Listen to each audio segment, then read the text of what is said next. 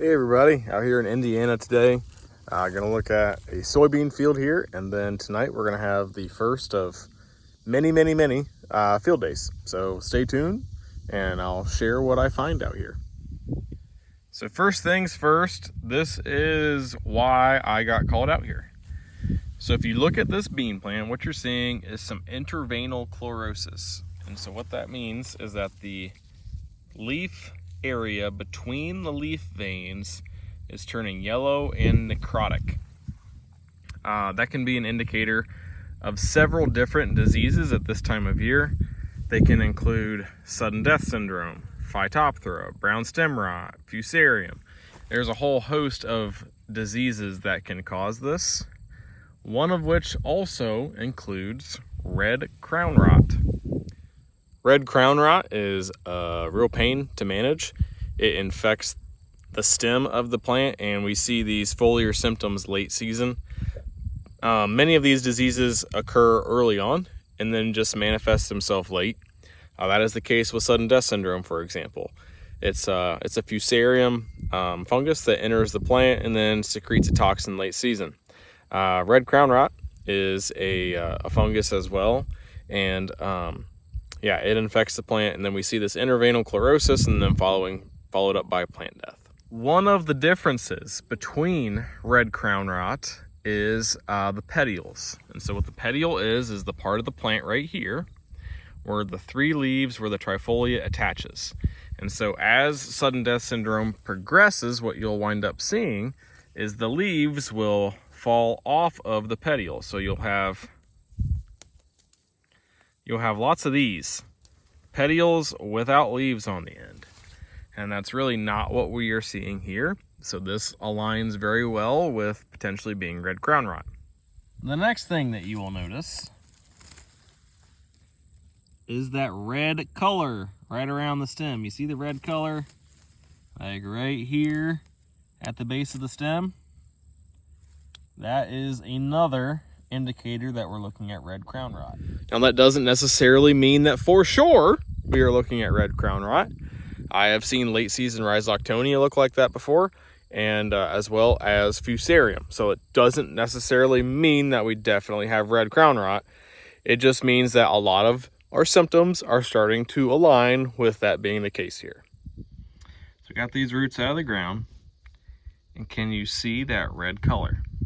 Again, that red color right in here can be red crown rot, but it can also be a couple different things, like Rhizoctonia or Fusarium. What I'm going to do is look for some more, and then if we can see the small round fruiting bodies, basically little red balls attached to the root here, then we'll have probably a positive ID. So let's go take a look, see if we can find any of those red fruiting bodies. All right, folks, can you see those little round red balls there at the base of that root? Those are the fruiting bodies that are closely associated with red crown rot. So we are likely looking at a positive ID here with red crown rot. I will take some samples. I'll probably deliver them to Purdue so that they can get an accurate growth on these, an accurate ID for sure. And yeah, we'll probably add another county to the Indiana map for red crown rot. So stop one, like I said, I think we have a positive ID on red crown rot. I will load these up in the truck. I will get them to Purdue so that we can get a positive ID on this. What they'll do is they'll take the plants, they will grow the fungus out, and then they will test the fungus and ensure that it actually is the fungal pathogen that we think it is in a lab. So that's kind of cool. But yeah, they will very likely confirm this to be red crown rot. So the next question is probably like, what type of conditions does red crown rot prefer? Actually really similar ones to Phytophthora. So it likes heat and it likes water. So if you have poorly drained conditions where there's been a lot of heat, that can be a very robust environment for red crown rot to thrive. And if you think about the scenario that we've had across much of the Midwest, we've had pretty adequate rains up until really now, August. and we've had a lot of heat. I mean, we've had a lot of heat. So there's a reason why southern rust is blowing up in the corn, and there is a reason why we're seeing red crown rot in the beans as well. Arrived at my speaking venue for tonight. We're gonna have a customer appreciation here at the Hancock County Fairgrounds.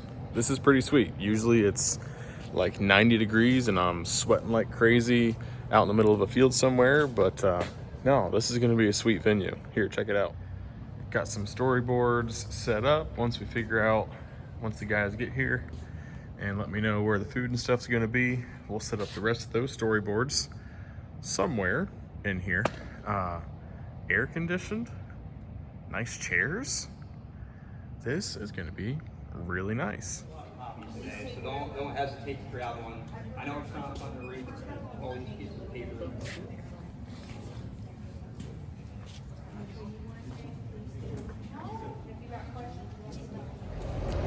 Well, that is a wrap for field day number 1. Stopped here getting gas.